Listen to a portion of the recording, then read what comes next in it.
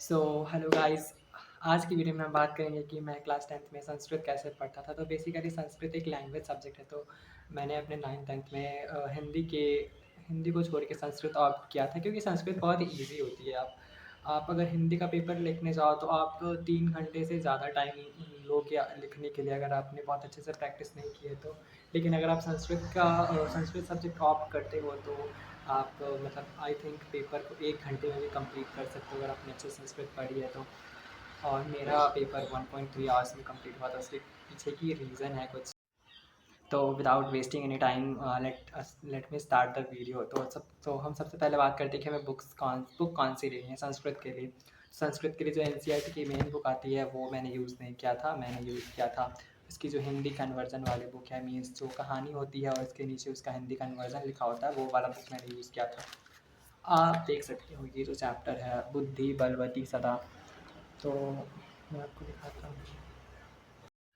ये ना duplicate book है, ट्रांसलेशन वाला डुप्लीकेट है, बट मार्क्स काफ़ी अच्छे देता है। तो अपने इस साल के चैप्टर के अकॉर्डिंग जितने चैप्टर हैं और जितने डिलीट हो गए उसके अकॉर्डिंग आप पढ़ सकते हो उस चैप्टर को। ये फर्स्ट चैप्टर, ये देखो ये यहाँ पे है, फिर उसका डायरेक्ट हिंदी लिखा हुआ है। सो आपको पढ़ने में कोई भी दिक्कत नहीं होगा। You will feel very easy to read all this thing. ये देखो मैंने कितने ब्रीफली इसको पढ़ा था, सब कुछ अच्छे से पढ़ा था। यहाँ मैंने खुद का जो लैंग्वेज में जो आंसर होता है ना वो भी मैंने लिखा हुआ था। क्वेश्चन 5 क्वेश्चन आई थिंक आपको बहुत अच्छे से इसके यहाँ पे देखो, ये जो हिंदी मीनिंग है, फिर उसके बाद क्वेश्चंस के डायरेक्ट आंसर यहाँ पे लिखे हुए हैं, सारे के सारे क्वेश्चंस के आंसर। मतलब this book is all in one book. आपको संस्कृत में ये बुक अगर मिल जाए ना तो आप पक्का ले लीजिएगा और इस बुक को अच्छे से लाइन बाय लाइन पढ़ लीजिएगा। ये सब डिलीट हो गया था तो मैंने इसको काट दिया है। बाकी आपको इस बुक को बहुत अच्छे से पढ़ लेना है, सब कुछ इसी बुक से आता है। तो ऐसे पढ़ा था मैंने बुक, एकदम अच्छे एनसीईआरटी जैसे मैंने पढ़ा था ना उसी टाइप से मैंने ये वाला बुक भी पढ़ा था काफ़ी अच्छे तरीके से। तो आपको भी इस तरह से बुक पढ़ना चाहिए। वीडियो में आगे चलते हैं।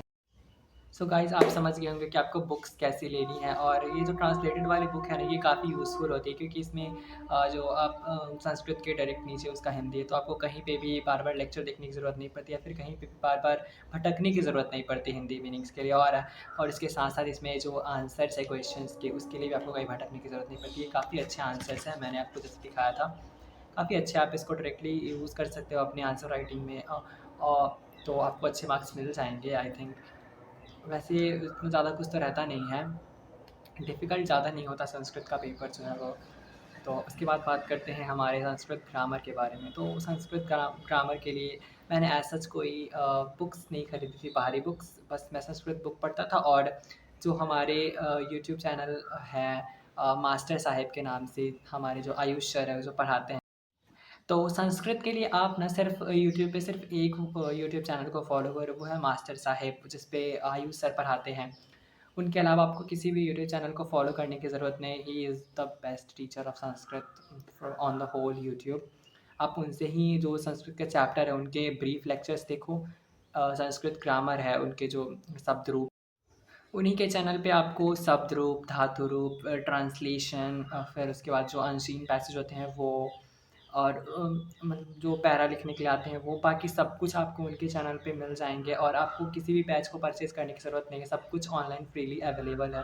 तो you don't need to worry, बस आप उनका एक यूट्यूब चैनल फॉलो कर लो और 10th क्लास की 10th बोर्ड से रिलेटेड जितने भी उनके वीडियोज़ हैं ना वो वीडियोज़ देख लो। एंड आई एम 100% श्योर कि आप मेरे से अच्छे मार्क्स यानी कि 100 मार्क्स तक आप स्कोर कर सकते हो। बस आप डेडिकेटेड होके कंटिन्यूअसली उसको फॉलो करो, वीडियोज़ को उनके, और लेक्चर देखो, रिवाइज़ करो, क्वेश्चन सॉल्व करो, बस और कुछ नहीं है संस्कृत में। Sanskrit is a very easy subject, and आप अगर इस तरह करोगे तो आपके संस्कृत में मार्क्स आ जाएँगे। तो इस तरह से जो हमारे जो पाँचों सब्जेक्ट है वो मैं कैसे पढ़ता था उससे रिलेटेड मैंने वीडियोज़ बना दी। तो अब आपको जो चाहिए आप मुझे कमेंट में प्लीज़ बताइएगा कि आपको आगे क्या चाहिए।